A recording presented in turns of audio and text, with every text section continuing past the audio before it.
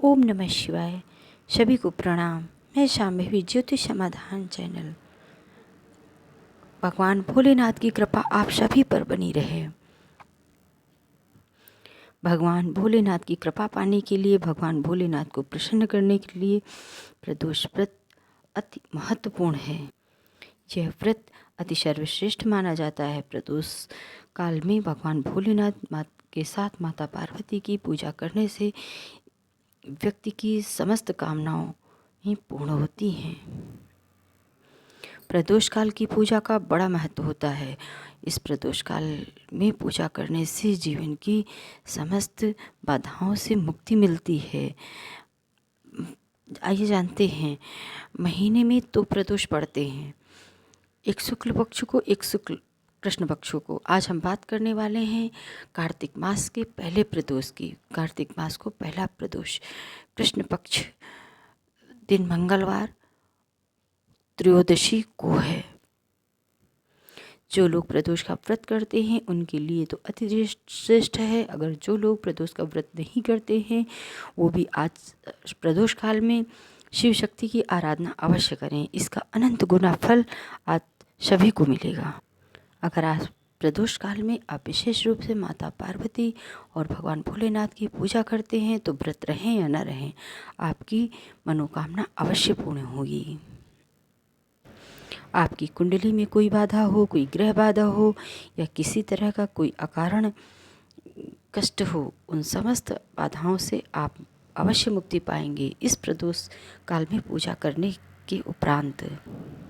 कार्तिक मास का पहला प्रदोष व्रत कैसे करना है, कब पूजा करनी है, क्या इसका मुहूर्त होगा, क्या इसका महत्व होगा और इसके कुछ विशेष उपाय आज मैं आप लोगों को बताने वाली हूँ। वीडियो को अंत तक अवश्य देखें, क्योंकि आज ये उपाय ऐसा इस तरह का प्रदोष कभी मिलने वाला नहीं है। आज सर्वश्रेष्ठ मंगलवार के दिन भौम प्रदोष और धन त्रयोदशी साथ में, ये एक दुर्लभ संयोग है। आज हमें भगवान भोलेनाथ की कैसे पूजा करनी चाहिए जिससे इसका हमें संपूर्ण फल प्राप्त हो। भगवान भोलेनाथ की पूजा का क्या उपाय व महत्व है, आज सब आपको बताने वाली हूँ। कोई संकल्प लेकर आप व्रत कर रहे हैं या बिना संकल्प के आप पूजा कर रहे हैं, उसके पश्चात भी आपकी हर इच्छा पूर्ण हो, इस तरह मैं आपको बताने वाली हूँ। यह समस्त जानकारी आज आपको वीडियो में देने वाली हूँ। अगर आपको मेरा वीडियो अच्छा लगे तो आप लाइक और सब्सक्राइब अवश्य करें। इसके अलावा प्रदोष का व्रत विशेष रूप से संतान प्राप्ति के लिए किया जाता है। संतान प्राप्ति की और घर में आपके दाम्पत्य जीवन मधुर न हो या धन की किसी प्रकार की समस्या हो, घर में क्लेश हो, विवाह में विलंब हो रहा हो, मनचाहा जीवन साथी न मिल रहा हो, तो अगर प्रदोष के दिन आप प्रदोष के समय बिना व्रत रहे भी व्रत करते हैं, पूजा करते हैं, तो आपको भगवान भोलेनाथ और माता पार्वती की विशेष कृपा मिलती है और असीम कृपा के आप आभारी होंगे। बात करते हैं अब पूजन विधि की। तो पूजा विधि आप नित्य की तरह जो रोज़ करते हैं वो ठीक है, लेकिन आज आपको प्रातःकाल उठना है सूर्योदय के समय, सूर्योदय से पहले, और नित्य की तरह स्नान करना है। स्नान करके सूर्य भगवान को अर्घ्य देना है और उन्हीं के सामने खड़े होकर के आपको संकल्प लेना है कि हे भगवान, आज मैं प्रदोष व्रत कर रहा हूँ।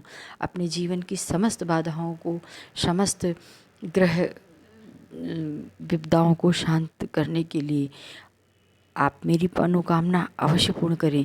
ऐसा करके आप सूर्य के सामने संकल्प लें। उसके बाद अगर आप घर में करना चाहते हैं तो ठीक है, नहीं आप मंदिर भी जा सकते हैं। आप मंदिर जा कर के भी भगवान भोलेनाथ की पूजा आराधना कर सकते हैं, लेकिन मंदिर जाने से पहले आप अपने घर की पूजा अवश्य कर लीजिए।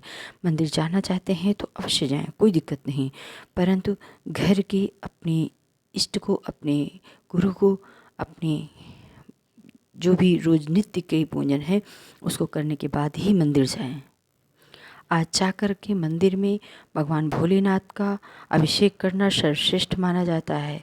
आप अगर चाहते हैं तो आज आप पंचामृत से भी भोलेनाथ को स्नान करा सकते हैं। दूध, दही, घी, शक्कर, शहद, ये पांचों चीज़ें मिला करके या फिर आप अलग अलग भी भगवान भोलेनाथ का अभिषेक कर सकते हैं। मंदिर में जाने के उपरांत सबसे पहले आप गणेश जी की विधिवत पूजा करें। गणेश भगवान को दूर्वा चढ़ाएं, शमी पत्र चढ़ाएं, यदि मोदक संभव हो तो मोदक चढ़ाएं या फिर हरी इलायची चढ़ाएं। उनकी पूजा करने के उपरांत आप माता पार्वती की पूजा करें। माँ पार्वती को लाल फूल, सिंदूर, धूप, दीप, नैवेद्य से उनकी पूजा करें। उसके बाद आप भगवान के गण नंदी की पूजा करें। नंदी की पूजा करने के बाद आप फिर भगवान के गण श्रृंगी, भंगी, कुबेर की पूजा अवश्य करें, क्योंकि धन के देवता कुबेर और आज धन त्रयोदशी और शिव जी की पूजा प्रदोष काल में, तो कुबेर को शिव ने ही वरदान दिया था कोषाध्यक्ष के लिए, इसलिए कुबेर की पूजा वहीं शिवलिंग के पास ही करें। अद्भुत परिणाम इसके मिलेंगे।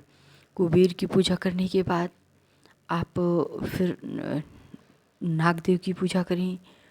नागदेव की पूजा करने के उपरांत आप भगवान भोलेनाथ का फिर अभिषेक शुरू करें।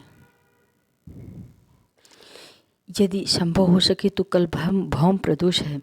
भौम प्रदोष के दिन जिनके ऊपर कर्जा है, जो लोग धन से बहुत परेशान हैं, उनको चाहिए कि आज थोड़ा सा अनार का रस लेकर के जाएं और मसूर की दाल आसानी से मिल जाती है।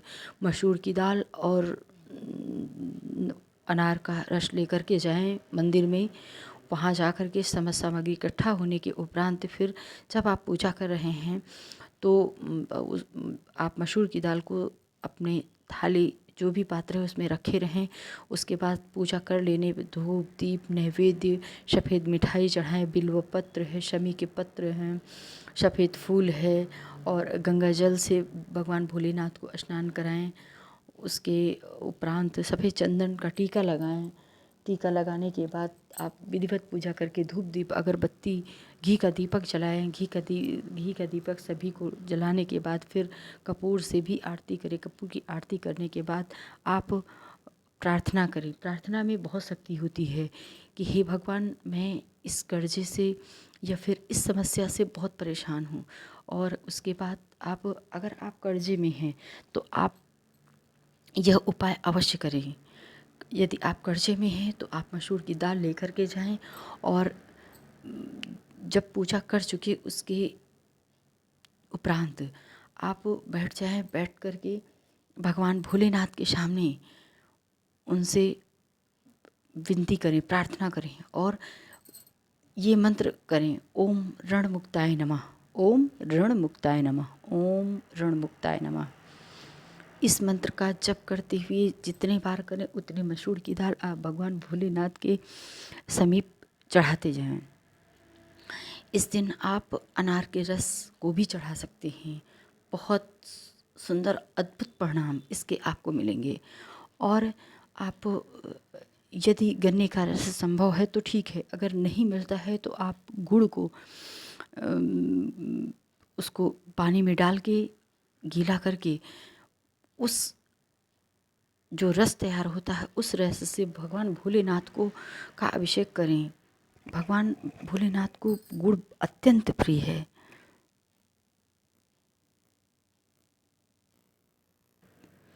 यह आपको मंदिर में करना है। इतने मंत्र जप के फिर आरती करें और उनसे प्रार्थना करें। प्रार्थना करने के उपरांत आचमन करें। आचमन करके प्रणाम करके आप अपने घर चले हैं। अगर आपको मंदिर में ये सुविधा नहीं उपलब्ध होती है तो आप घर में भी कर सकते हैं। आप घर में आपके शिवलिंग हो या फिर फ़ोटो हो उसके सामने भी कर सकते हैं। अगर नहीं है तो फिर आप मिट्टी की भी कोई मूर्ति बना सकते हैं। बना के उसमें आप सारे अभिषेक सारे प्रयोग कर सकते हैं। और करने के उपरांत आप भगवान से प्रार्थना करें। प्रदोष व्रत का मुहूर्त इस प्रकार है। प्रदोष व्रत 2 नवंबर मंगलवार को रखा जाएगा। त्रयोदशी तिथि प्रारंभ 2 नवंबर प्रातः 11:32 से, त्रयोदशी तिथि समाप्त 3 नवंबर रात 9:02 पर। प्रदोष काल पूजा का शुभ मुहूर्त 2 नवंबर शाम 5:35 से 8:11 तक है। आप इसी समय पर मतलब 2 नवंबर को शाम को 5:35 से 8:11 के बीच में यह पूजा करें। इस पूजा की विधि, इस पूजा के उपाय, इस पूजा का समापन इसी समय पर करें। और आइए अब जानते हैं कुछ उपाय इससे संबंधित। आज के दिन आप यदि आपका विवाह नहीं हो रहा है तो आप माता पार्वती के सामने लाल फूल अर्पित करें और अपने विवाह की कामना करें कि मेरा विवाह शीघ्र हो जाए। और उनके सामने सर्वमंगल मांगल्ये शिवे सर्वार्थ शरण्ये त्र्यंबके गौरी नारायणी नमस्तुते का मंत्र यथाशक्ति जपें। अगर आप ऋण से परेशान हैं तो भोलेनाथ के सामने ही आप लड्डू का भोग लगाएं और हनुमान चालीसा की 11 पाठ करें।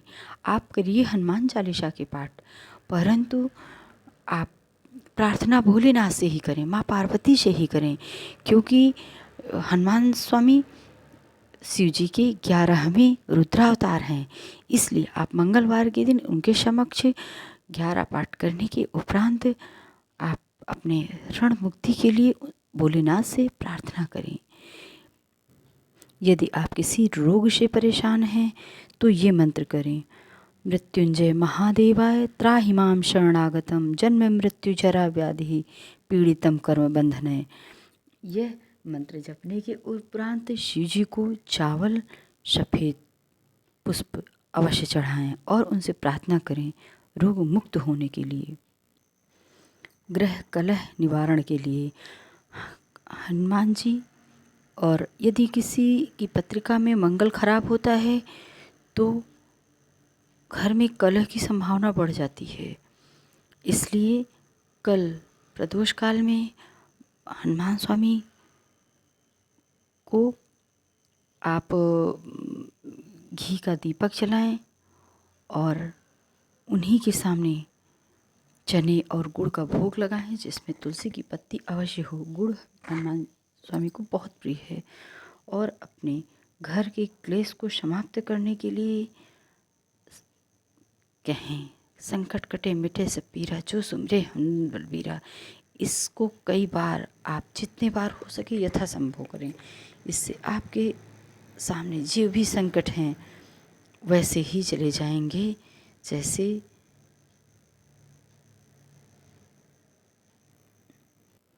अंधकार को प्रकाश दूर करता है उसी तरह। अब हनुमान स्वामी को